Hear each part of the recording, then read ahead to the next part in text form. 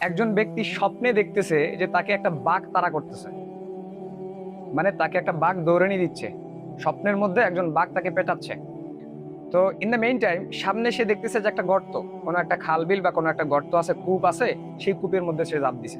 তো ঝাঁপ দেওয়ার সাথে কূপের মধ্যে একটা রশি বাঁধা ছিল, এবং সে তাকিয়ে দেখতেছে যে কূপের নিচে অনেকগুলো সাপ, অজগর সাপ থেকে শুরু করে বিভিন্ন ধরনের আপনার যে হচ্ছে বিষাক্ত সাপ সেখানে নিচে হচ্ছে তারা অবস্থান করতেছে। উপরে বাঘ, নিচে সাপ, সে রশি ধরে ঝুলে আছে।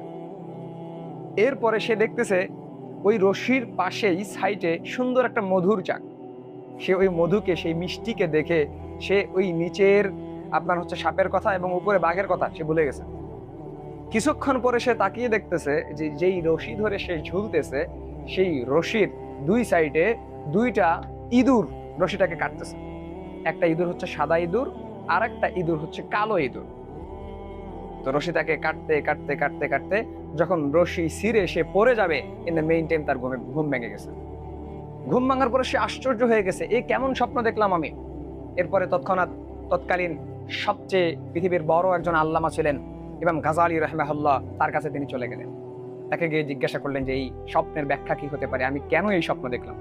ইমাম গাজালি রহমতুল্লাহ আলাইহি বলতেছেন, যেই বাঘটাকে তোমাকে তাড়া করছিল স্বপ্নের মধ্যে, সেই বাঘটা হচ্ছে মালাকুল মউত, হযরত আজরাইল আলাইহিস সালাম। যে কোনো সময় তোমাকে অ্যাটাক করতে পারে। এবং তুমি যেই রশি ধরে ঝুলতেছিলে, এটা হচ্ছে দুনিয়া।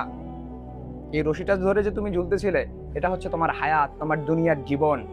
এবং তুমি যে মধুর চাকটা দেখতেছিলে, এই মধুর চাকটা হচ্ছে তোমার দুনিয়ার চাকচিক্য, যেটা দেখে তুমি বাঘের কথা আর তুমি হচ্ছে সাপের কথা ভুলে গেছো। আর সেই সাপটা হচ্ছে তোমার কবরের আযাব।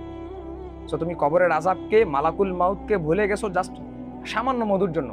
যেই মধুটা হচ্ছে দুনিয়ার ক্ষণিকক্ষণের একটা জিনিস।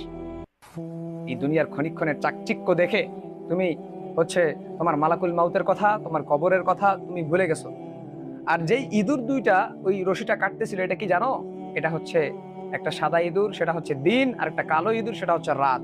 এই দিন রাত যাইতে যাইতে যাইতে যাইতে তোমার রশি ছিঁড়ে কোনো একদিন তুমি কবরের মধ্যে চলে যাবে। সো আপনি কি বুঝতে পারলেন? আপনার হায়াত নিশ্চিত না, কখন আপনি চলে যাবেন, কোথায় থাকবেন, কোথায় আপনার বাসস্থান হবে, কোথায় আপনাকে কবর দেওয়া হবে।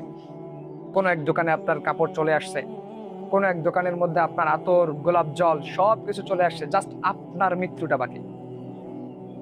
এজন্য আল্লাহ রাসূল সাল্লাল্লাহু আলাইহি ওয়াসাল্লাম বলছেন, সর্বদা তুমি মৃত্যুটাকে স্মরণ করো। হযরত ওমর রাদিয়াল্লাহু তাআলা আনহু তিনি মৃত্যুটাকে সবসময় স্মরণ করতেন। এবং তিনি অনেক সময় থাকতো যে তিনি এরকম ভাবে দেখতেন যে দেখি আমি একটু মরার ভান করে দেখি কি অবস্থা। সো আপনি মরার ভান করে দেখতে পারেন যে দুনিয়ার কোনো মানুষ স্বার্থ ছাড়া আপনাকে ভালো করে।